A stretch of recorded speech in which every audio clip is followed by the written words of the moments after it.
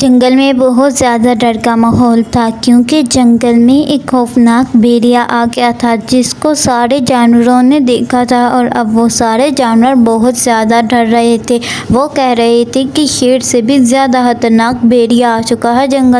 अरे हाथी मियाँ, तुमने उस भेड़िए को अभी देखा ही नहीं? मैंने तो पेड़ पे चढ़कर देखा था, इतना ज़्यादा खतरनाक था।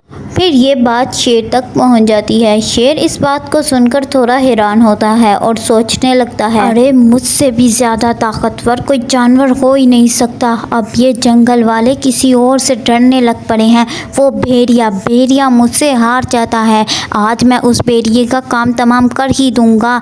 शेर पूरा दिन ढूंढता है और पूरी रात भी ढूंढता है, लेकिन वो भेड़िया उसे कहीं नहीं दिखता है। वो पूरे जंगल में ढूंढता है, ना उसकी कोई आवाज़ आ रही होती है और ना कुछ। सुबह होते ही वो कुछ जानवरों से पूछता है। वो लोग उसे बताते हैं कि वो भेड़िया उसे उस गाड़ में मिलेगा।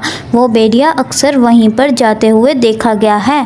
अच्छा, तो मुझे वो उस गाड़ में मिलेगा। अभी मैं जाकर उसका काम तमाम करता हूँ और तुम लोगों का सारा डर ख़त्म करता हूँ।